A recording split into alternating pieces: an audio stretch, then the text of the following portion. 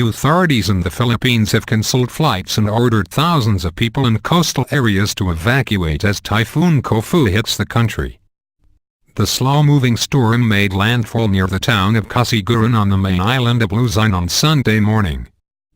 Koppu is predicted to bring 3 days of torrential rain, triggering floods, storm surges and possibly landslides. Disaster officials said a few thousand people living in vulnerable coastal areas had already sought shelter. Earlier, President Benigno Aquino made a televised warning, the first time he had done so since Super Typhoon Haiyan in 2013, which killed more than 6,300 people. Typhoon Koppu, also known as Lando, is producing winds of up to 250 km/h, 155 miles per hour, and is slow-moving, meaning it could bring intense rain over a long period of time. The wind could be strong enough to blow down trees, rip roofs off buildings and threaten power supplies. We are now forcing the people to evacuate in coastal areas and riverbanks to minimize loss of life, said Alexander Pama, Executive Director of the National Disaster Risk Reduction and Management Council.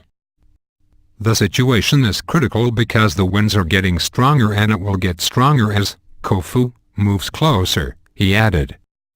Airport authorities have grounded 14 domestic flights, while the Coast Guard has imposed a no-sail policy and suspended a search for a missing yacht with 4 on board in the South China Sea.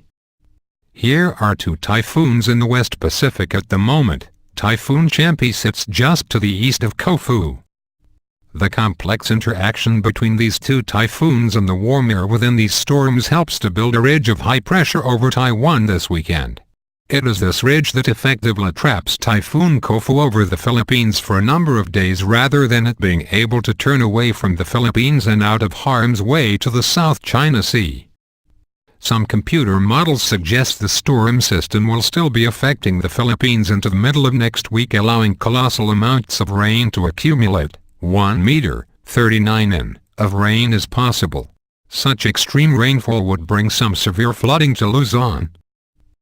Soldiers with bullhorns were going around coastal villages forcing people to flee, Vima Lebanon, a resident told Reuters by phone from Santiago, in Isabela Province. We've been experiencing heavy rain and strong winds for hours. We no longer have power in the province, so we rely on radio sets for news.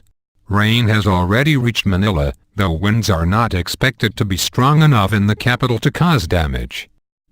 In his televised appeal on Friday, President Aquino urged the estimated 6 million people in the typhoon's direct path to listen to government warnings and be ready to evacuate their homes if necessary. He said 8 agencies had already distributed emergency supplies to evacuation centers. Your government is here to help us achieve 0 casualties, Mr. Aquino said. The Philippines Weather Service warned residents on the east coast of Luzon to be ready for possible storm surges of more than 2 meters, 6 feet. Meanwhile, the Philippine military in northern Luzon has been placed on alert for disaster operations. Typhoon Koppu is not due to leave the Philippines until Tuesday, when it will be heading towards Taiwan.